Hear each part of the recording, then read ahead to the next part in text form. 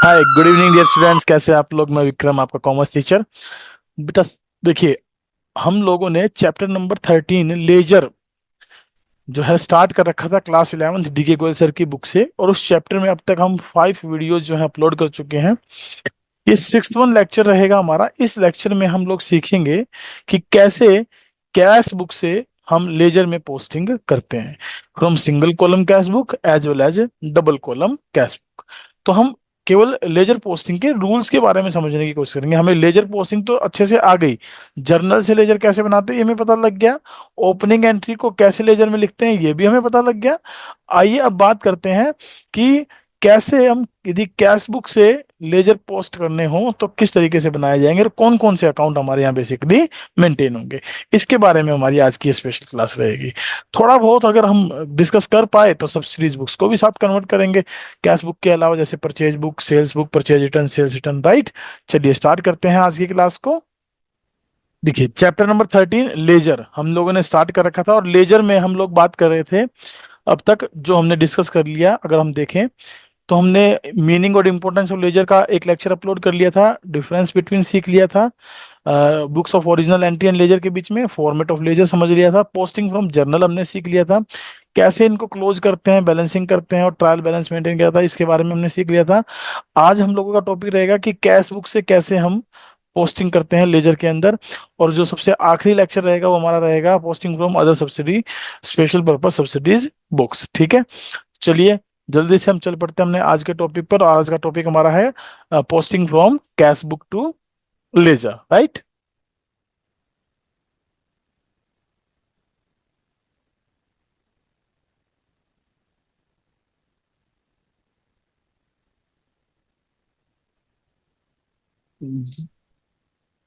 यहाँ तक हमारा जो काम हो चुका था, ओपनिंग एंट्री हमने कर ली थी,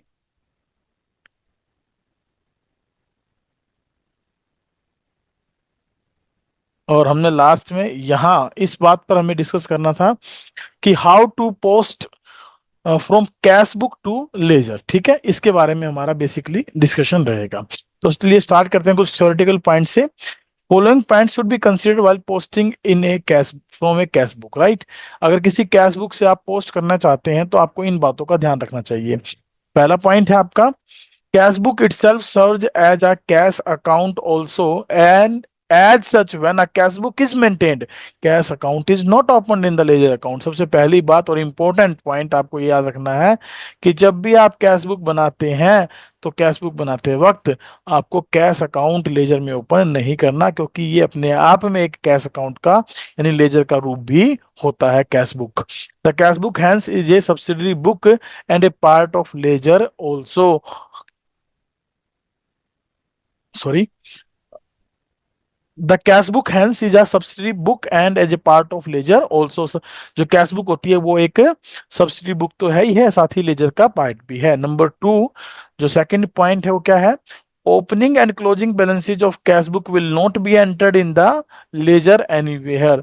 तो डेफिनेटली कैश बुक बनाते हैं तो उसका ओपनिंग बैलेंस और उसका क्लोजिंग बैलेंस कैश के ओपनिंग बैलेंस को बताएगा और कैश के क्लोजिंग बैलेंस को बताएगा। तो ये ऑटोमेटिकली अकाउंट्स ही है एक प्रकार का, तो हमें इसको कहीं लिखने की जरूरत है ही नहीं लेजर में। थर्ड वन पॉइंट है, because cash book serves as the purpose of cash account also, the recording of a cash transaction cash book means posting of one aspect of cash transaction has been completed in the cash book itself।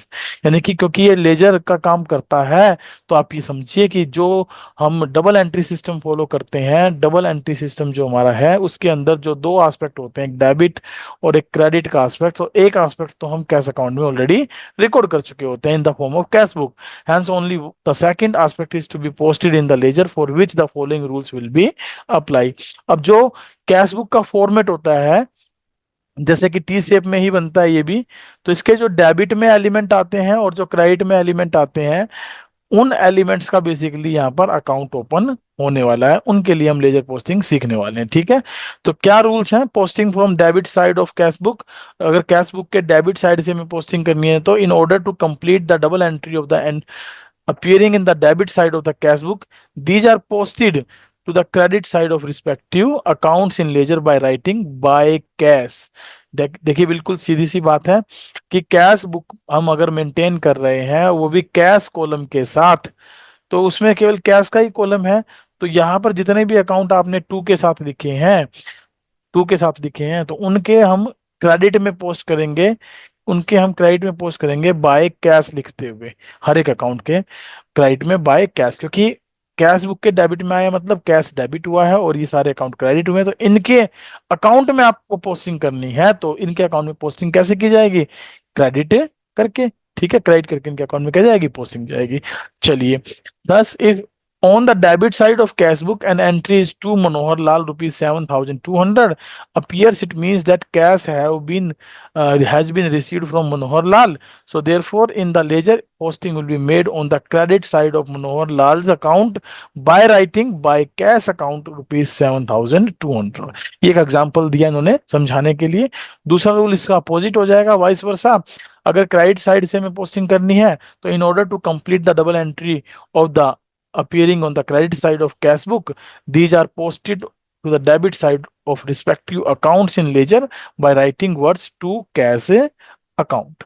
ठीक है, to cash account लिखते हुए हम इसको लिखेंगे। और इसके example में सिंपल सी बात है, अगर मान लीजिए क्रेडिट में लिखा है बाय मनोहर लाल, तो मनोहर लाल अकाउंट के डेबिट में आ जाएगा टू कैश अकाउंट। क्लियर? चलिए, ये तो वही सिंगल कॉलम से। आइए बात सीखते हैं डबल कॉलम से। डबल कॉलम से कैसे पोस्टिंग होती है? Laser posting of double column cash book, all the entries appearing on the debit side of bank column are posted to the credit side of respective accounts in ledger by writing the by bank account and vice versa। ठीक है, cash account की तो entry हमने सीख ली। अगर double column cash book है तो उसमें एक कॉलम और बढ़ जाता है हमारा, कौन सा? Bank column. तो बैंक कॉलम से कैसे लिखेंगे? अगर कैश कॉलम से हम लिख रहे हैं बाय कैश या टू कैश, तो बैंक कॉलम से कैसे लिखेंगे? बाय बैंक या to bank. It may be noted that when the bank column is maintained in the cash book, the bank account is not open in the ledger। Same way जैसे cash account हम नहीं open करते, वैसे ही bank account भी open नहीं किया जाएगा। The bank column itself serves the purpose of bank account and all the contra entries marked as C are ignored while posting from the cash book to ledger. क्योंकि जब cash account नहीं बनेगा, bank account नहीं बनेगा, तो हम Contra entries को क्यों लिखेंगे? वो तो ऑलरेडी डबल इम्पैक्ट डाल ही रही है हमारे अकाउंट्स में, है ना। This is because double aspect of such transaction is completed in the cash book itself. क्योंकि अगर एक बार कॉन्ट्रा एंट्री है तो उसको डेबिट में भी रिकॉर्ड कर रहे हैं और क्रेडिट में भी रिकॉर्ड कर रहे हैं, तो ड्यूअल एस्पेक्ट हो रहा है उसका पूरा, है ना। तो इसको हमें रिकॉर्ड करने की जरूरत नहीं होगी। आइए एक क्वेश्चन देख लेते हैं, registration 4। Record the following transaction in double column cash book and journal proper and post them into ledger. देखिए ये कुछ ट्रांजैक्शंस दी गई हैं, ये कुछ ट्रांजैक्शन, देखिए ये कुछ ट्रांजैक्शंस दी गई हैं। इन ट्रांजैक्शन से कैसे हम इन ट्रांजैक्शन से कैसे हम लेजर बनाएंगे। और साथ साथ ध्यान रखिएगा, कुछ ट्रांजैक्शन इसमें ऐसी होंगी जो कैश बुक में आने के साथ साथ कहीं पर मतलब मीन्स टू से कि भाई कैश बुक में तो वो आएंगी, लेकिन अगर वो कैश बुक में आएंगी तो कहीं और नहीं आएंगी, सीधी सी बात है। और कुछ ऐसी होंगी जो कैश बुक में नहीं आएंगी, उनको हम कहाँ रिकॉर्ड करेंगे? प्रॉपर में, जनरल प्रॉपर में, राइट। जनरल प्रॉपर में उनकी रिकॉर्डिंग चलेगी। तो चलिए अप्रैल 1 को देखते हैं। Balance of cash in hand दिया है 15,000 रुपए, बैंक ऑफ डाट दिया है 40,000। तो ये दोनों के दोनों क्या है? कैश बुक के बैलेंस है। कैश इन हैंड को कैश बुक के डेबिट में हम क्या करके लिख देंगे? To balance brought down, to balance brought down. और बैंक और ड्राफ्ट को क्या लिख देंगे? क्रेडिट साइड में by balance brought down, by balance brought down. Hope so you know very well कि कैसे हम डबल कॉलम कैश बुक के फॉर्मेट को प्रिपेयर करते हैं। आपको इसके बारे में तो पता ही होगा। देखिए डबल कॉलम कैश बुक का जो फॉर्मेट होता है, मैं उसके मेजर कॉलम्स के बारे में बात करूं तो मेरे पास इधर अमाउंट के दो कॉलम होते हैं, एक तो कैश और एक बैंक, एक कैश और एक बैंक। ठीक है, और ऐसे ही इधर भी दो कॉलम होते हैं, एक कैश का और एक बैंक का। एक कैश का कॉलम रखते हैं और एक बैंक का कॉलम। ये क्रेडिट साइड है और ये हमारी डेबिट साइड है। इसके अलावा इसमें और कौन से कॉलम होते हैं? डेट का, पार्टिकुलर्स का, लेजर फोलियो का और कैश मेमो नंबर यानी वाउचर नंबर्स का, राइट। और यही कॉलम इधर भी होते हैं। फिलहाल मैं उनको मेंटेन नहीं कर रहा हूं, मैं सिंपली लिख देता हूं यहाँ पर पार्टिकुलर्स। ठीक है, उनको आप डेट के हिसाब से लिखते हुए मेंटेन कर सकते हैं। आपने कैश बुक का पूरा टॉपिक डिस्कस किया था चैप्टर नंबर 11 के अंदर। वहां से आप किसकी बाकी की जो फॉर्मेटिंग है वहां से आप चेक कर सकते हैं, राइट। तो यहाँ पर मैं बता रहा था आपको कि अप्रैल 1 को अगर हमें लिखना है तो ये जो कैश इन हैंड है इसको कैसे लिखेंगे, यहाँ पर टू बैलेंस ब्रोट डाउन करके, टू बैलेंस से ब्रोट डाउन करके, और अमाउंट आ जाएगी कितनी, 15,000 रुपये। और यहाँ पर लिखेंगे क्या, by balance carried, sorry brought down करके इसको भी, और ये बैंक में बैलेंस आ जाएगा कितना, 40,000, क्योंकि ये ओवरड्राफ्ट बैलेंस है, नेगेटिव बैलेंस है, राइट। पहली ट्रांजेक्शन आप इस तरीके से यहाँ पर लिखने वाले हैं। सेकंड देखिए, received cheque for goods sold 25,000 and this cheque was deposited into bank on the next day. Next day का मतलब है 3 तारीख को, ठीक है, 3 तारीख को, 3 अप्रैल को हम जमा करवा रहे हैं। तो चेक मिल रहा है और 3 तारीख को यदि जमा हो रहा है तो इसके लिए हम इसकी एंट्री कहाँ लिखेंगे, जर्नल प्रॉपर में। इसकी एंट्री कहाँ लिखी जाएगी, जर्नल प्रॉपर में। जर्नल प्रॉपर में कॉलम होता है सीरियल नंबर या डेट का, पार्टिकुलर्स का, लेजर फोलियो का, डेबिट अमाउंट का और क्रेडिट अमाउंट का, ठीक है। ये डेबिट अमाउंट के लिए कॉलम है, ये क्रेडिट अमाउंट के लिए, इसको लेजर फोलियो बोल देते हैं। ये पार्टिकुलर्स आपका, और यहाँ पर डेट आ जाती है। तो ये सारी बातें जर्नल प्रॉपर के फॉर्मेट में आती हैं। जर्नल प्रॉपर का फॉर्मेट एक प्रकार से जर्नल का ही फॉर्मेट होता है, ठीक है। ये हम किसका फॉर्मेट बना रहे थे इधर, कैश बुक का। और कौन सी कैश बुक है ये, डबल कॉलम कैश बुक, ठीक है, डबल कॉलम कैश बुक। अब यहां पर देखिए जनरल प्रॉपर में ये एंट्री जनरल प्रॉपर में क्यों आ रही है, क्योंकि चेक मिला है और जमा अगले दिन कराया है। तो इसका मतलब इसकी एंट्री क्या हो जाएगी, cheque in hand account debit, cheque in hand account debit to sales, to sales account. 25,000 और 25,000 डेबिट क्रेडिट में अमाउंट लिखकर हम इसकी एंट्री पास कर देंगे, क्लियर है। अब 3 तारीख को जब ये चेक बैंक में जमा होगा तो उसको हम यहां पर लिखेंगे to check in hand account, और बैंक में लिख देंगे 25,000। इज इट क्लियर, क्या आपको ये समझ में आ रहा है। तो मैं अभी मैंने आपको ये सैंपल बनाकर समझाया, अब मैं आपके साथ ओरल डिस्कस करते हुए चलूंगा और आप अपनी बुक से साथ साइड बाय साइड सॉल्यूशन में चेक करते हुए चलेंगे कि जो हम बात कर रहे हैं क्या वो उसी तरीके से लिखी गई है या नहीं लिखी गई है, ठीक है। फोर्थ डेट की ट्रांजेक्शन देखिए, received a cheque from Ghanshyam ₹3,000, allowed him discount of ₹120। हमने एक चेक रिसीव किया घनश्याम से और एक डिस्काउंट अमाउंट दी 120 रुपए की। लेकिन ठीक इससे नेक्स्ट अगर देखते हैं तो घनश्याम को के चेक को हमने गोपाल को क्या कर दिया है, इंडोर्स कर दिया, ट्रांसफर कर दिया। इसका मतलब ये भी सेम डे में जमा नहीं हुआ, तो ये कैश बुक में रिकॉर्ड नहीं होगी और इसकी एंट्री कहाँ आ जाएगी, जर्नल प्रॉपर में। और एंट्री क्या होगी, हमें चेक मिला है तो check in hand account debit होगा, डिस्काउंट अलाउड कर रहे हैं तो डिस्काउंट अलाउड अकाउंट डेबिट होगा टू किससे, घनश्याम से। और टोटल अमाउंट आ जाएगी 3,000 चेक में, 120 रुपए डिस्काउंट अलाउड में, 3120 रुपए घनश्याम के अकाउंट में। Is it clear. आप जनरल एंट्री से इसकी जनरल वेरीफाई करके चलें साथ साथ। अब यहां पर क्योंकि ये चेक क्या कर दिया, 6 तारीख को इंडोर्स कर दिया, 6 तारीख को क्या कर दिया, इंडोर्स। इंडोर्स मतलब ट्रांसफर करना। किस लिए ट्रांसफर कर रहे हैं, इंडोर्समेंट क्यों कर रहे हैं, क्योंकि हमने गोपाल को कुछ पेमेंट करनी होगी, गोपाल को क्या करनी होगी, कुछ पेमेंट करनी होगी, तो उसको ये चेक हम दे रहे हैं। तो ठीक है, गोपाल को ट्रांसफर करेंगे तो क्या एंट्री कर देंगे, Gopal's account debit to check in hand. तो अगेन ये वाली एंट्री भी हमारी कैश बुक में नहीं आएगी, ठीक है। चलो आगे चलते हैं। 10th इलिस्ट्रेशन, अप्रैल 10 की जो ट्रांजेक्शन है, instructed the bank to issue a draft of 10,000 in favor of Anil. The bank charged ₹20 for issuing the draft. हमने बैंक को इंस्ट्रक्शंस दे रखी थी कि 10,000 रुपए का चेक जो है वो अनिल के फेवर में जो है ना इशू कर दे, ये ड्राफ्ट इशू कर दे, और उस पर 120 रुपए हमारे इशूइंग द ड्राफ्ट चार्जेस भी बैंक ने चार्ज किए। तो इसको हम कैश बुक के क्रेडिट में मेंशन करेंगे, कैश बुक के क्रेडिट में मेंशन करेंगे, क्या लिखते हुए, बाय अनिल, और अमाउंट बैंक से कटेगा 10,000 as well as by bank charges, ठीक है। बैंक चार्जेज 20 रुपीज भी हमारे बैंक से डिडक्ट हो जाएंगे, क्लियर। चलिए 16th को देखिए, discounted a bill of ₹5,000 at 1% through bank. अब ये देखिए 16th की जो डेट है वो कैश बुक में रिकॉर्ड होगी, क्यों, क्योंकि हमने एक बिल को क्या करवाया है, डिस्काउंट करवाया। 5,000 का बिल 1% डिस्काउंट पे कराया, तो 1% इसका होता है 50 रुपये। तो 5,000 में से 50 काट दे तो 4,950 रुपये हमें बेसिकली मिलने वाले हैं। तो इसके अंदर दो बातें आ गई, एक तो हमें जो 4,950 रुपये मिले वो तो हमारे कैश बुक के डेबिट में आ जाएंगे। किस में आ जाएंगे, डेबिट में, क्या लिखते हुए, 2BR 4,950 बैंक कॉलम के अंदर। किसके अंदर, बैंक कॉलम के अंदर। ठीक है। लेकिन जो 50 रुपए का डिस्काउंट है उसे हम कहाँ रिकॉर्ड करेंगे, जर्नल प्रॉपर में। ये जो डिस्काउंट की अमाउंट है ये किस में चली जाएगी, जर्नल प्रॉपर में। और क्या लिखेंगे वहां पर, discounting charges on BR account debit to BR, है ना। एक मिनट रुकिए, क्या एंट्री करेंगे जरा एक बार देख लेते हैं करके। डिस्काउंट कराया तो हमारे पास अमाउंट आई क्या, बैंक अकाउंट डेबिट, और हमने क्या किया, डिस्काउंटिंग चार्जेस अब डेबिट कर दिए, और टू BR हमारे पास से चला गया। तो BR कितने का गया, 5,000 का, डिस्काउंटिंग चार्जेस 50 के, बिल्कुल सही है।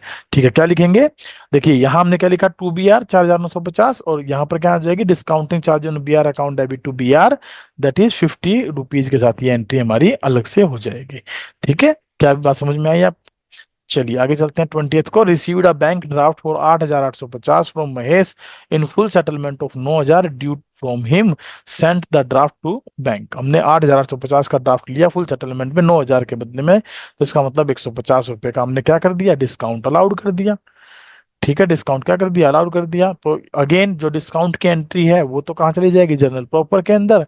और एंट्री क्या रिकॉर्ड होगी, अब देखो, चेक प्राप्त करें और बैंक में जमा कराए तो bank account debit to Mahesh होना चाहिए। तो 8,850 तो कैश बुक के डेबिट में आ जाएंगे, कैश बुक के डेबिट में टू महेश करके। और ऐसे ही जनरल प्रॉपर में क्या एंट्री हो जाएगी, discount allowed account debit to Mahesh ₹150, right. ठीक है, इनकी जनरल एंट्री भी देखेंगे हम लोग जो हमने की है, क्या वो सही की है कि नहीं, अभी आप इसको समझते जाइए। 21 को देखिए क्या है, placed an order with Vikas of goods of the value ₹10,000 and sent cheque for ₹8,000 with the order. अब हमने ऑर्डर प्लेस किया है तो ये सिर्फ एक ऑर्डर है, it will not to be recorded, ये नॉट रिकॉर्डेड, ये रिकॉर्ड अभी नहीं की जाएगी, जब ऑर्डर डिस्पैच्ड हो जाएगा तब रिकॉर्ड करेंगे। लेकिन हमने एक एडवांस में 8,000 का चेक दे दिया, तो ये कैश बुक के क्रेडिट में आ जाएगा, बाय विकास करके। किसको दिया, विकास को दिया ना, बाय विकास करके 8,000 रुपये बैंक को। क्लियर। चलिए 25 तारीख में आइए, Dinesh who owed us ₹8,000 became insolvent and paid 60 paisa इन रूपी। अगर 1 रुपए में कोई मुझे 60 पैसे दे पा रहा है, 60 पैसे दे पा रहा है, तो इसका मतलब वो 40 पैसे नहीं दे पा रहा है, सीधी सी बात है। तो 60 पैसे जो मिल रहे हैं वो तो बैंक में आ जाएंगे, बैंक में आ जाएंगे तो हम क्या लिख देंगे, 8,000 रुपीज इन कैश, वो कैश में दे रहा है बिल्कुल, है ना। तो कैश बुक के डेबिट में टू दिनेश लिख के कैश कॉलम के अंदर हम क्या लिख देंगे, 60 पैसे के हिसाब से 4,800। और जो 40 पैसे बच गए यानी 3,200, वो जनरल प्रॉपर में एंट्री रिकॉर्ड जाएगी, बैड डेट्स टू दिनेश के नाम से। क्लियर। चलिए 26 तारीख की ट्रांजेक्शन को देखते हैं। Paid X and company by cheque of ₹9,800 and discount allowed 200। Paid X and company by a cheque, X and company ने एक चेक के द्वारा 9,800 रुपए की पेमेंट की और 200 रुपए डिस्काउंट हमने उसको क्या कर दिया, अलाउड कर दिया। ठीक है। तो एक्स एंड कंपनी पेड कर रही है तो इसका मतलब क्या करेंगे हम लोग, टू एक्स एंड कंपनी 9,800 रुपये बैंक में आ जाएंगे। ठीक है, paid X and company by a cheque of 9,800, discount allowed 200। अब थोड़ा सा कंफ्यूजन में है ये एंट्री, लेकिन अगर आप देखें तो paid X and company, x and company ने पेड किए हैं बाय चेक, तो ये चेक अभी कहीं लिखा नहीं है कि हमने जमा कराया कि नहीं कराया, है ना।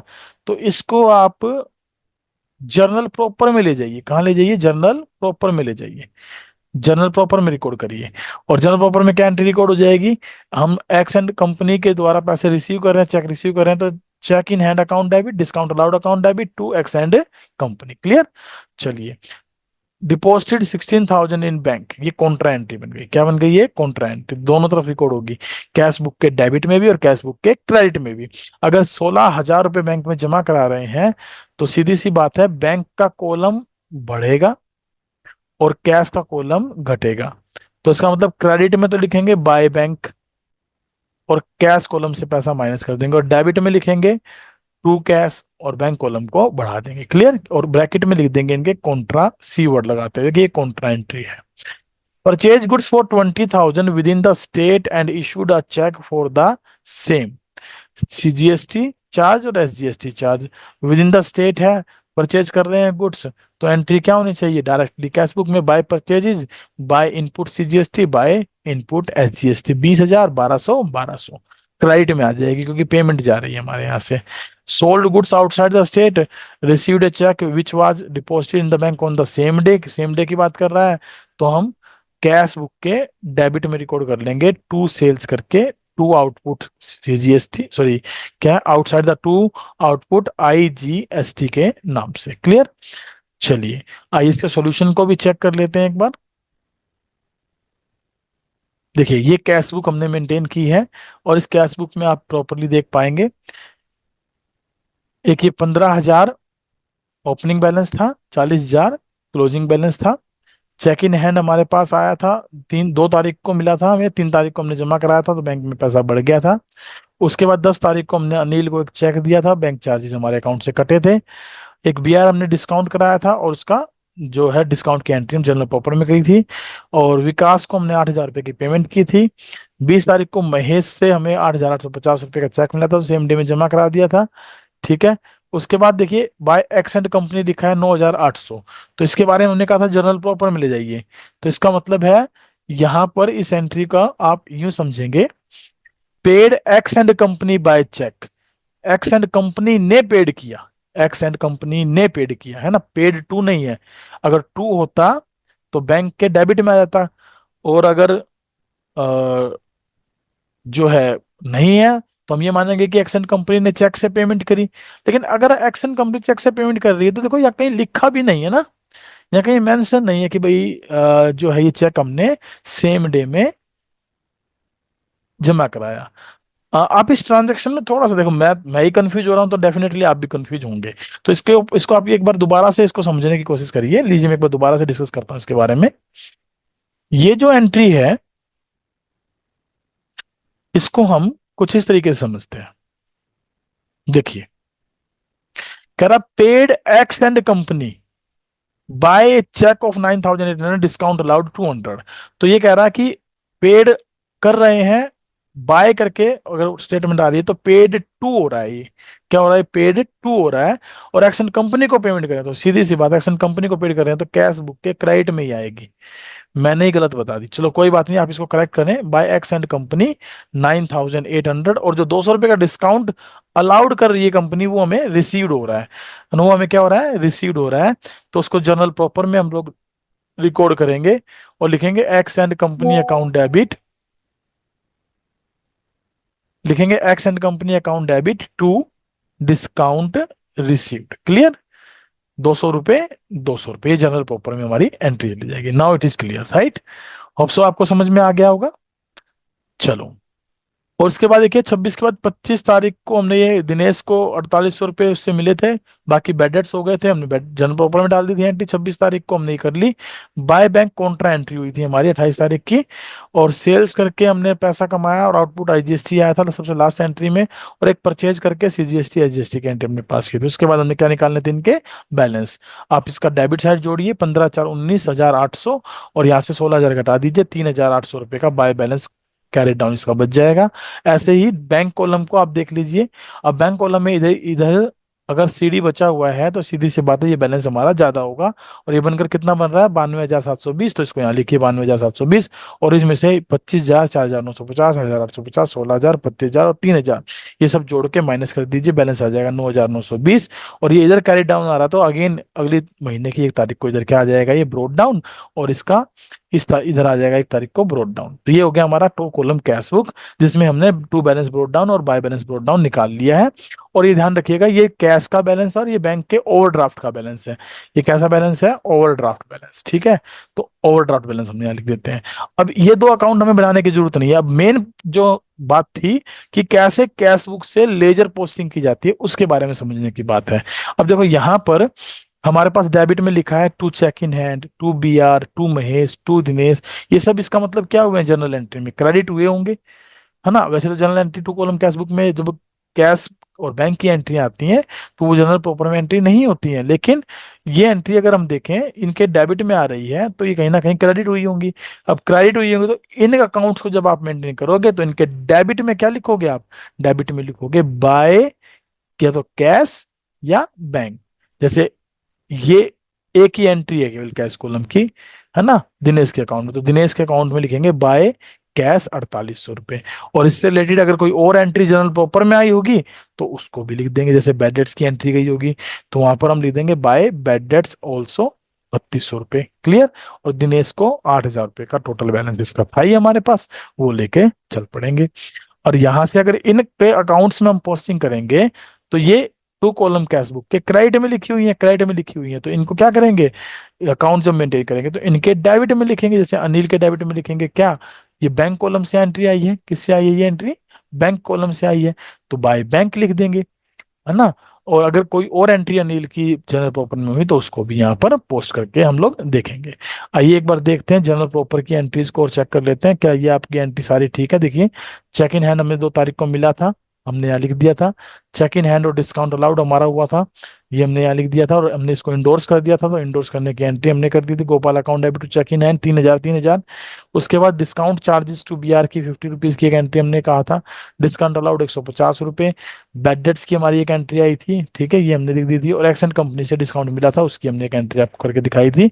अब देखिए सबसे पहले चेक इन हैंड का इसने लेजर बना के दिया हमें, चेक इन हैंड का। अभी चेक इन हैंड को अगर हम कैश बुक में चेक करते हैं तो कैश बुक में चेक इन हैंड इधर लिखा है हमारे पास और ये एक ही लिखा है, तो एक में लिखा है तो ये भी अमाउंट कहाँ है, बैंक कॉलम में। तो इसका मतलब चेक इन हैंड अकाउंट जब बनाएंगे तो उसके चेक इन हैंड के क्रेडिट में क्या लिखना चाहिए हमें, बाय बैंक 25,000। लो चेक कर लेते हैं, ये देखिए बाय बैंक 25,000। ठीक है। अब एक ऐसी ही चेक इन हैंड की एंट्री जनरल प्रॉपर में भी आई थी, उसको भी एक बार यहाँ देख लेते हैं। 2 एंट्री एक्चुअल में हुई थी चेक इन हैंड की, एक तो ये हुई थी check in hand to sales, तो चेक इन हैंड में क्या आ जाएगा डेबिट में, टू सेल्स, क्योंकि तो डेबिट है तो इसके डेबिट में लिखेंगे। और check in hand account debit to Ghanshyam आया था, तो check in hand account debit to Ghanshyam आया था तो टू घनश्याम लिख के 3000 रुपये हमारे किस में आ जाएंगे, डेबिट में आ जाएंगे। और एक ये चेक इन हैंड ये भी रहा, तो यहाँ पर ये क्रेडिट हुआ तो क्रेडिट में लिखेंगे बाय गोपाल। आओ वन बाय वन करके एक बार चेक कर लेते हैं ledger account check in hand का। देखिए ये सेल्स, ये घनश्याम 25,000 3,000 और ये गोपाल को हमने इंडोर्स किया। अब इसको अगर बैलेंस करने लगे तो दोनों तरफ का जोड़ कितना बना, 28,000 28,000। तो बैलेंसिंग में कुछ करने की हमें जरूरत नहीं है, टोटल करके आप छोड़ दें। आइए अब नेक्स्ट अकाउंट पे चलते हैं, सेल्स अकाउंट पे। अब सेल्स अकाउंट में देखिए जो हमने यहाँ लिखा है बाय चेक इन हैंड, तो ये तो अभी 2 अप्रैल की हमारी ट्रांजेक्शन थी, है ना। ये देखिए 2 अप्रैल की ट्रांजेक्शन थी। टू सेल्स अकाउंट हम बना रहे हैं, सेल्स अकाउंट मेंटेन कर रहे हैं, तो सेल्स अकाउंट क्रेडिट हुआ है तो क्रेडिट में लिखेंगे by check in hand. Clear. तो ये हमने लिख दिया बाय चेक इन हैंड 25,000 25,000। और ये जो बाय बैंक 25,000 लिखे हैं, ठीक है, बाय बैंक 25,000 हमने जो लिखे हैं इसको एक बार और चेक कर लेते हैं। ये हमारा सीधा बैंक से आया है तो सेल्स हुई है, इसका मतलब टू कॉलम कैश बुक में कहीं सेल्स की एंट्री हमारी रही होगी, ये रही टू सेल्स और 25,000 रुपये की सेल्स है। तो सेल्स अकाउंट में जब लिखेंगे तो ये यहाँ डेबिट में आया है तो इसके क्रेडिट में लिखा जाएगा बाय बैंक 25,000। ठीक है। क्योंकि सेल्स अकाउंट अब कैसा अकाउंट है, एक नॉमिनल अकाउंट है तो इसको सिर्फ ऐसे लिख के छोड़ देंगे, और ज्यादा करेंगे तो इनका टोटल कर लेंगे। टोटल कितना आएगा, 50,000 रुपये। ठीक है। चलो आगे चलते हैं।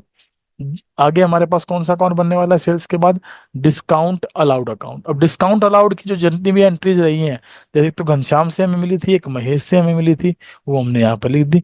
इसको भी आप टोटल करके छोड़ देंगे, 270 रुपये का नेट डिस्काउंट अमाउंट रहेगा हमारे पास। ठीक है। और कुछ नहीं करना। डिस्काउंटिंग चार्जेस में केवल एक ही एंट्री आई थी बी आर की, याद होगा आपको, तो टू बी आर आ जाएगा 50 रुपये, बस इसको ऐसे ही छोड़ देंगे, अब एक ही एंट्री है। अब जब घनश्याम अकाउंट हमने मेंटेन किया तो घनश्याम से हमें एक चेक मिला था 3,000 रुपये का और 120 की हमने इसको डिस्काउंट दी थी, तो घनश्याम अकाउंट में बाय चेक इन हैंड और बाय डिस्काउंट अलाउड आ जाएगा। और इसकी एंट्री जनरल प्रॉपर में आपको देखने को मिल सकती है। देखिए ये रही check in hand discount allowed to Ghanshyam, है ना। तो घनश्याम अकाउंट जब बनेगा तो इसके क्रेडिट में लिखा जाएगा, क्रेडिट में क्या लिखा जाएगा, बाय जो इनके डेबिट में अकाउंट है, तो चेक इन हैंड और टू डिस्काउंट अलाउड। क्लियर। तो और कोई एंट्री है नहीं इसकी, तो इतना ही अकाउंट ही बनकर रह जाएगा हमारा। घनश्याम का, और इसका टोटल करके हम यहाँ छोड़ सकते हैं 3120। क्योंकि अब ये घनश्याम कैसा अकाउंट है, ये एक पर्सनल अकाउंट है, तो इसका अगर बैलेंसिंग करना लगे तो आप यहाँ लिखेंगे टू बैलेंस कैरिड डाउन 3120 रुपये, ठीक है। और यहाँ पर टोटल कर देंगे 3120 रुपये। इसको हम जब बैलेंस करेंगे तो मार्च के मंथ की ट्रांजेक्शन है, किसकी है ये अप्रैल की ट्रांजेक्शन है। कौन सी ट्रांजेक्शन है, अप्रैल की। तो अप्रैल मंथ की 30 तारीख को ये बैलेंस होगा। और जब इसको अगले महीने में उतारेंगे तो मई 1 को हम लिख देंगे बाय बैलेंस ब्रोट डाउन, ठीक है, बाय बैलेंस ब्रोट। हाँ, थोड़ा सा गलत कर दिया हमने। क्या गलत कर दिया कि घनश्याम से तो देखो पैसा लेना था, ड्यू था ना, तो ड्यू था तो यहाँ पर टू बैलेंस ब्रोट डाउन आएगा 1 अप्रैल को। टू बैलेंस क्या आएगा, ब्रोट डाउन 1 अप्रैल को, क्योंकि पहले ही लेना था और यहाँ पर इसने ये दे दिया चेक, तो ये बराबर हो जाएगा, कोई इसका बैलेंस हमारा अलग से नहीं बचने वाला। क्योंकि इस क्वेश्चन में ये बैलेंसिंग नहीं करवा रहा होगा, इसलिए थोड़ा सा हमें ये दिक्कत आ रही है। तो आप मेरी बात समझ रहे हो। चलो मेरे को दोबारा लिखता हूँ इसको। देखिए, सीधी सी बात है, अगर इससे हमें कोई चेक मिला है तो सीधी सी बात, इससे कुछ पैसा लेना होगा तो उसका पहले से ही मेरे पास क्या होना चाहिए था, एक बैलेंस। हालांकि क्वेश्चन में दिया नहीं है, लेकिन मैं ये कह रहा हूँ कि 3120 का बैलेंस होगा, तभी तो इसने मुझे 3000 का चेक दिया और 120 का डिस्काउंट हमने इसको अलाउड किया। अब दोनों तरफ क्या हो जाएगा, बराबर हो जाएगा। क्लियर। चलिए, ऐसे गोपाल का अकाउंट आप देख सकते हैं, है ना। गोपाल के अकाउंट में भी एक ही एंट्री है हमारे पास, टू चेक इन हैंड की, क्योंकि हमने गोपाल को बिल ट्रांसफर किया, एक चेक जो है वो ट्रांसफर किया था। तो Gopal account debit to check in hand entry हुई थी जर्नल प्रॉपर में, तो हमने उसको यहाँ लिख दिया। आइए मैं एंट्री दिखा देता हूँ आपको। ये देखिए, Gopal account debit to check in hand, तो हमने गोपाल के अकाउंट में लिख दिया, और चेक इन हैंड अकाउंट हम पहले ही बना चुके हैं। क्लियर। चलिए आगे है हमारे पास क्या, अनिल का अकाउंट। अनिल को हमने क्या किया है, बैंक से पेमेंट की है, तो आप पेमेंट में लिख रहे हैं टू बैंक, तो आप इसका कैश बुक का क्रेडिट साइड चेक करिए, कैश बुक का क्रेडिट साइड चेक करिए, और लिखा होगा बाय अनिल 10,000 रुपये। तो अनिल यहाँ क्रेडिट में लिखा है, तो इसके डेबिट में लिखा जाएगा, और टू बैंक के नाम से एंट्री आएगी। क्लियर।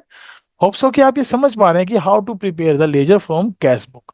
अगर ये आपको क्लियर हो रहा है तो मैं यहाँ आपको जो बाकी के लेजर हैं वो आपको सेल्फ प्रिपेयर करके देखने हैं, और कोई डाउट रहे तो आप मुझे 9671 925 और 624 पर कॉल करके या व्हाट्सअप करके बता सकते हैं, ठीक है, ताकि मैं आपके डाउट्स को वहां पर डिस्कस कर सकूं। क्लियर। चलिए, ये बिल्स रिसीवेबल अकाउंट आ जाएगा, महेश अकाउंट आ जाएगा। इस तरीके से हमारे जितने भी मैक्सिमम अकाउंट बन पाएंगे वो हम यहाँ बना देंगे। अब क्योंकि इनको बैलेंसिंग करने के लिए इसने कहा नहीं था, तो हम इसको एज इट इज यहाँ पर छोड़ देंगे। आइए, एक लास्ट का एक वर्किंग नोट में आपको जो है ना डिस्कस करवा देता हूँ। क्या लिखा है, it will not be proper to calculate the balances of above prepaid accounts because so far only entries relating to cash book and journal proper have been posted. इसीलिए जो घनश्याम अकाउंट था, मैंने वहां बताया था कि बस उसका बैलेंस रहा होगा हमारे पास, कोई ना कोई ओपनिंग एंट्री जरूर रही होगी, वो थी नहीं हमारे पास। हमारे पास केवल कैश बुक और जनरल प्रॉपर था, इसलिए हमने इसको क्या नहीं किया, बैलेंस नहीं किया, है ना। Entries from the other books such as purchase book, sales book will also be posted in the above accounts later on, and only then the above prepared accounts will be balanced off। तभी इनको हम क्या कर सकते हैं, balanced कर सकते हैं। इज इट क्लियर, समझ में आया। बीच में जो हमने बात की थी घनश्याम के अकाउंट पर, जो हमने वहां डिस्कस किया था वो क्या था बेसिकली, वो क्लियर हुआ आपको ना। ये वाला बैलेंस ये मैंने क्यों लिखा था, क्योंकि ये कहीं ना कहीं हमारे पास कोई ओपनिंग एंट्री रही होगी, उस एंट्री से बैलेंस यहाँ पर आया होगा। और इसी तरीके से अब बाकी सारे अकाउंट देखिए, जितने भी अकाउंट कैश बुक के अंदर हैं डेबिट और क्रेडिट में, उनके आप लेजर प्रिपेयर कर लेंगे। सबसे पहले उनके फॉर्मेट बना लीजिए, इसका फॉर्मेट, इसका इसका इसका इनका फॉर्मेट, सबका फॉर्मेट आप जो बनाओगे, एक छोड़ के इसका, ठीक है। ये बैलेंसेज है हमारे, क्या है, बैलेंसेज है कैश और बैंक के, इनको छोड़कर बाकी सब के लेजर आप बना लेंगे। और लेजर बनाकर धीरे धीरे आप जैसे जर्नल से पोस्ट करते हो, यहां से जो पोस्ट करोगे तो इनके लिए क्या लिखोगे, बाय करके। अगर कैश से अमाउंट आया तो बाय कैश, और यहाँ से बैंक से आया तो बाय बैंक। और इनके लिए क्या लिखोगे, टू कैश या टू बैंक। और बाकी फिर जितनी भी एंट्री इनके अंदर आनी है वो जनरल प्रॉपर से आनी है। तो जनरल प्रॉपर में देख लीजिए इनसे रिलेटेड कोई अकाउंट तो नहीं, अगर है तो आप उसको पोस्ट करते हुए चलेंगे। बोलो बात समझ में आई कि नहीं आई, ठीक है। आइए, हम थोड़ा सा आगे बढ़ते हुए चलते हैं। हमने कहा था कि अगर समय लगेगा तो हम laser posting of other subsidy books भी एक बार सीखेंगे। तो मैं आज आपको परचेज बुक तक जो है ना पोस्टिंग करनी सिखा देता हूँ। कैसे परचेज बुक से हम पोस्टिंग करते हैं वो भी हम एक बार सीख लेते हैं। So ledger posting of purchase book, अगर परचेज बुक से हमें लेजर पोस्टिंग करनी हो तो कैसे पोस्टिंग की जाती है? बेसिकली परचेज बुक क्या है? एक पार्ट ऑफ जर्नल है, और as such just like journal, posting from this book has also be made into ledger account. जैसे जर्नल से पोस्टिंग करते हैं वैसे इसी से पोस्टिंग की जाएगी। And following rules will be applicable while posting a purchase book. जब एक परचेज बुक से पोस्टिंग करेंगे तो कौन कौन से रूल होंगे उनको हम देख लेते हैं। तो देखिए पहला रूल क्या है? पोस्टिंग टू पर्सनल अकाउंट, क्योंकि इसमें पर्सनल अकाउंट ही आएंगे। पोस्टिंग पर्सनल अकाउंट में ही जाएगी, क्यों? क्योंकि परचेज जब हम करेंगे तो इसमें हम वो ट्रांजैक्शन रिकॉर्ड करते हैं जो उधार में खरीदी है, और उधार में जो ट्रांजैक्शन खरीदते हैं वो किसी ना किसी व्यक्ति से या संस्था से खरीदी गई होंगी, तो इसलिए पर्सनल अकाउंट में पोस्टिंग की बात हो रही है। सो purchase book shows the names of persons or parties from whom goods have been purchased on credit. So these parties are the giver of the goods to us. So as such, according to the rule of credit the giver, posting will be made on the credit side of the party's account by writing the words by purchases account.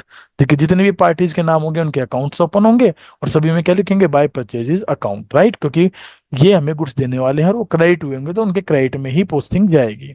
Posting to the account of parties is done daily from purchase book, because if at any time the needs arises to settle the account of a particular person, his account may immediately disclose the up to date position. और जैसे जैसे हम daily basis पर जो posting करेंगे, मतलब daily basis पे जो परचेज बुक में एंट्री करेंगे, तो वहां से डेली बेसिस पे एंट्री भी लेजर में जानी चाहिए। दूसरा रूल है कि भाई इसमें जो अकाउंट बनेगा वो कौन सा बनेगा? Purchase account. तो परचेज अकाउंट में पोस्टिंग कैसे होगी? Purchase book is totalled normally on the monthly basis, and monthly total of the purchase column will be posted to the debit side of purchase account by writing the words to sundries as per purchase book. तो कुल मिलाकर इसमें एक तो जो अगर मान लीजिए पर्सनल अकाउंट तीन आए, तीन पार्टीज के नाम आए, तो तीन अकाउंट तो ये और एक परचेज का अकाउंट, टोटल मिलाकर चार अकाउंट बन जाएंगे। अगर यहाँ पार्टीज के नाम पांच आए तो एक ये, छह अकाउंट बन जाएंगे। अगर यहाँ 10 नाम आए, 10 ये और एक ये, 11 अकाउंट बन जाएंगे। समझ रहे हो मेरी बात? तो पोस्टिंग, अगर मान लीजिए कोई परचेज में इनपुट सीजीएसटी, एसजीएसटी और आईजीएसटी अकाउंट भी आया है, तो इन अकाउंट में पोस्टिंग करेंगे तो हम क्या लिखेंगे? Bye writing the name of the party on the debit side, क्योंकि ये सब क्या हुए होंगे? डेबिट हुए होंगे, और क्रेडिट में क्या गया होगा? पार्टी का नाम। तो इनके डेबिट में पार्टी के नाम से एंट्री हो जाएगी। तो 11, जैसे ये अकाउंट हमने मेंटेन किए, ये भी हुए, तो तीन अकाउंट आप इनको और ऐड कर लीजिए। हो सकता है कि ये ना हो तो दो अकाउंट ऐड हो जाएंगे, हो सकता है ये ना हो तो एक अकाउंट ऐड हो जाएगा, है ना? वो तो जर्नल एंट्री पर डिपेंड करता है, ट्रांजेक्शन पर डिपेंड करता है, विद इन द स्टेट है या आउटसाइड द स्टेट। और मैं इसका एक क्वेश्चन आपको करवा देता हूँ एग्जाम्पल, ताकि आपको थोड़ा सा क्लियरेंस आए कि कैसे परचेज बुक से हम एंट्री पोस्ट करते हैं। ठीक है, लेजर के अंदर enter the following transaction in purchase book of Gopi Chand and sons of Kanpur UP. UP से है ये। अज्यूमिंग सीजीएसटी 6% है, एसजीएसटी 6% है, पोस्ट इनटू लेजर, ये मानते हुए कि सीजीएसटी और एसजीएसटी 6-6% लगता है। अगर कोई ट्रांजेक्शन आउटसाइड द स्टेट निकल आई, ठीक है, आउटसाइड द स्टेट निकल आई, तो हम वहां पर आईजीएसटी लगा देंगे, और वो भी कितना? 12%। क्लियर? अदरवाइज फिलहाल तो जो जैसे रेट दिए गए हैं उसके हिसाब से तो सारी ट्रांजेक्शन समझ में आ रही है कि विद इन हो सकती है, right? With in the state हो सकती है। तो जनवरी 5 boat goods from Rahul Bajaj of Kanpur. देखिए कानपुर का है, क्रेडिट पे खरीद रहे हैं 2.5 लाख का सामान, तो 25 का 150 यानी 15,000, 25 का 150 यानी 15,000, तो 30,000 रुपए का जीएसटी और लग जाएगा, वो भी इसमें ऐड हो जाएगा। और परचेज बुक में हम क्या लिखते हैं? परचेज बुक का कॉलम कैसे बनाते हैं ये मैं समझा देता हूँ, इसमें देख ही लेते हैं। ये परचेज बुक का कॉलम और कैसे लिखी जाएगी वो भी समझ लीजिए। परचेज बुक लिखेंगे किसकी है? ऑफ जो पार्टी का नाम दिया गया उसके लिए मेंटेन कर रहे हैं, या लिखेंगे date, particulars, invoice number, ledger folio, details, purchase, input CGST, input SGST, input IGST और टोटल अमाउंट। यहाँ पर देखिए जनवरी 5 को ट्रांजेक्शन थी राहुल बजाज कानपुर, ऐसे लिख के चलेंगे, अंडरलाइन करना चाहते तो कर दें। कितने का सामान खरीदा? इससे 2.5 लाख का डिटेल में लिखेंगे, और सीजीएसटी एसजीएसटी अप्लाई करेंगे, 15,000, टोटल कितना हो जाएगा? 2,80,000 का। इनमें ये तीनों ट्रांजेक्शन हम परचेज के नाम से यहाँ शो कर देंगे। इनपुट आईजीएसटी एसजीएसटी यहाँ आ जाएगा, और टोटल जो आएगा वो टोटल अमाउंट के कॉलम में आ जाएगा। ठीक है, जनवरी 5 की ट्रांजेक्शन समझ में आई। और आगे चलते हैं। आगे है 13th purchase goods from Ghanshyam industries of Kolkata. अब ये कहाँ के हैं? वेस्ट बंगाल के। कहाँ के हैं ये? वेस्ट बंगाल के। तो ये कानपुर से, यूपी से, और ये वेस्ट बंगाल से। तो ये कैसी ट्रांजेक्शन हो गई? Inter state transaction. इंटरस्टेट को क्या बोल देते हैं? Outside the state transaction. और मैंने बताया था आउटसाइड द स्टेट ट्रांजेक्शन हो तो क्या लगाते हैं? आईजीएसटी। वो भी कितना लग जाएगा? 12%। ठीक है। लिस्ट प्राइस कितना है? 1,20, और डिस्काउंट कितना है? 20%। तो इसका मतलब डिस्काउंट भी माइनस करना पड़ेगा। तो इसको कैसे लिखेंगे आइए देखते हैं। देखिए, जनवरी 13, गणेश इंडस्ट्रीज कोलकाता वेस्ट बंगाल लिखेंगे 1,20,000। सबसे पहले ट्रेड डिस्काउंट को माइनस करेंगे, 96,000। ठीक है। अब आईजीएसटी इंप्लीमेंट करेंगे सीधा 12%। इसका 12% हम निकाल लेंगे तो 11,520 बनेगा। टोटल 1,07,520। तो परचेज में तो आ गया 96,000, और आईजीएसटी आईजीएसटी वाले कॉलम में आ जाएगा। टोटल हमारा यहाँ पर आ जाएगा। Is it clear? चलो आगे चलते हैं। 18th को क्या लिखा देखिए। 18th को लिखा purchase furniture for 50,000 for office use. यहाँ तो हम क्या खरीद रहे हैं? एसेट खरीद रहे हैं। और जबकि हम बना क्या रहे हैं? Purchase book. और इसमें क्या रिकॉर्ड होती है? ओनली गुड्स, और वो भी उधार में खरीदी हुई। अब ये भी खरीद रहे हैं तो कैसा खरीद रहे हैं? नगद खरीद रहे होंगे, है ना? कैश खरीद रहे होंगे, क्योंकि लिखा नहीं है किससे खरीद रहे हैं। तो कैश खरीद रहे हैं, कैश खरीद रहे हैं, तो ये जनरल, ये सॉरी, कैश बुक में जानी चाहिए एंट्री। तो ये परचेज बुक में एंट्री नहीं आएगी, इसको छोड़ देंगे। Purchase goods from Vijay Modi of Surat Gujarat, 1,00,000 रुपए का 12.5% डिस्काउंट पे हम ये खरीद रहे हैं। तो गुड्स खरीद रहे हैं विजय मोदी, सूरत गुजरात से है। तो ये भी कैसी ट्रांजेक्शन हो गई? Interstate transaction. और इंटरस्टेट ट्रांजेक्शन पर हमारा क्या लगता है? IGST। आओ 28 तारीख की ट्रांजेक्शन चेक कर लेते हैं। देखिए, विजय मोदी सूरत गुजरात, 1,00,000 का सामान, डिस्काउंट हम इस पे काट देंगे 87,500, आईजीएसटी ऐड कर देंगे। 98,000 का टोटल बना, तो 87,500 और आईजीएसटी लेकर 98,000 का अमाउंट यहाँ पर आ जाएगा। आइए और चेक कर लेते हैं। 28 के बाद कोई और ट्रांजेक्शन हमें दी नहीं है। तो अब कैसे करेंगे इसको कंप्लीट? इस अकाउंट को हम यहाँ पर क्या कर देंगे? क्लोज कर देंगे। क्लोज कैसे करेंगे? यहाँ पर इसका लिखिए टोटल, यहाँ पर परचेज का टोटल, यहाँ इसका टोटल, टोटल, टोटल, और ये टोटल। तो यहाँ पर परचेज टोटल की जगह आप यहाँ पर ये भी लिख सकते हो, क्या? Purchases account debit. ठीक है, टोटल। ये टोटल आ जाएगा हमारे पास। अब इनके लेजर कौन कौन से बनेंगे? एक तो राहुल बजाज का लेजर बनेगा, एक इसका लेजर बनेगा, और एक इसका लेजर बनेगा, और एक बनेगा परचेज का लेजर। चार तो ये लेजर बन गए। इनके अलावा जो ये हमारे पास आया है इनपुट, CGST, SGST और IGST, तो पांचवां लेजर ये बन जाएगा, छठा ये बन जाएगा, और सातवां ये बन जाएगा। टोटल 7 अकाउंट इस बुक के आधार पे बनने वाले हैं। और मैं काउंटिंग करवा देता हूँ एक बार आपको। देखो, राहुल बजाज का अकाउंट था, तो इसमें क्या लिखेंगे? बाय परचेज अकाउंट, क्योंकि इसमें इनपुट CGST और इनपुट SGST भी आया, तो दोनों भी लिखे जाएंगे, क्योंकि एंट्री तो यही हुई होगी ना। Purchase debit, input CGST, input SGST to Rahul Bajaj.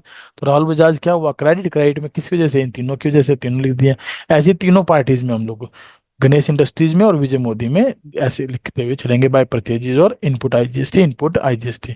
और अलग से क्या बन जाएगा? इनपुट CGST, इनपुट SGST और इनपुट IGST। जिस जिस अकाउंट से यहाँ पर एंट्री आई है वो यहाँ पर ट्रांसफर हो जाएंगी। क्लियर है? और अब लास्ट में क्या बन जाएगा हमारा? Purchase account. और इस परचेज अकाउंट में देखिए क्या लिख देंगे? To sundries as per purchase book. Is it clear? तो होप सो आपको कैश बुक से और परचेज बुक से कैसे लेजर बनाते हैं इसके बारे में थोड़ी समझ आई है। तो यहाँ पर मैं आपको एक सेल्फ वर्क दे रहा हूँ। ठीक है, सेल्फ वर्क दे रहा हूँ कि ये आपको खुद एज ए होमवर्क के तौर पे करके देखना है कि भाई सेल्स बुक और परचेज बुक में कितना एक अंतर है। थोड़ा सा ही तो अंतर है। यहाँ पर परचेज बुक के अंदर क्रेडिटर्स होते हैं, यहाँ कौन होते हैं? डेटर्स होते हैं। पार्टीज वही हैं। वहाँ इनपुट CGST SGST होता है, यहाँ आउटपुट होता है। तो जैसे उसमें पोस्टिंग करी वैसे ही इसमें भी पोस्टिंग होगी। और इसके पोस्टिंग के रूल सिंपल से हैं। सेल्स बुक में जो पार्टीज के नाम आते हैं तो उनके तो डेबिट में लिखा जाएगा, और सेल्स अकाउंट के क्रेडिट में लिखा जाएगा, है ना? तो आप इसको एक बार सेल्फ रीड करके जरूर देखेंगे कि भाई ये इलिस्ट्रेशन 6 आप कर पा रहे हैं या नहीं कर पा रहे हैं। अगर नहीं कर पाए तो मुझे व्हाट्सअप करें, अदरवाइज मैं आपके साथ जो है नेक्स्ट क्लास जो साझा करूंगा वो परचेज रिटर्न बुक के ऊपर करूंगा। ठीक है, परचेज रिटर्न बुक के ऊपर करूंगा। और जैसे परचेज रिटर्न में आपसे डिस्कस करूंगा तो उसमें आपको सेल्स रिटर्न बुक खुद से करके देखनी पड़ेगी। और एट द एंड हम एक ऐसा क्वेश्चन भी डिस्कस करने की कोशिश करेंगे जिसमें कि other all kinds of subsidies books जो है बेसिकली बनेगी। जितनी भी सब्सिडीज बुक्स होंगी हमारी वो मेंटेन होंगी, बनेंगी। और उन बुक्स से हम कैसे जो है लेजर पोस्टिंग करेंगे उनके बारे में भी सीखेंगे। तो ये एक 10th जो क्वेश्चन है, इस पर मैं थोड़ा सा चर्चा करूंगा अपनी सबसे आखिरी क्लास में, और लास्ट क्लास हमारी जो है कल की क्लास के बाद रहेगी, ठीक है। तो इलिस्ट्रेशन 10 तक पहुंचने तक आप अपने जितने भी क्वेश्चन जो है 9 तक ये जो है कंप्लीट करने की कोशिश करिएगा। Thank you very much, bye bye, take care, have a good day.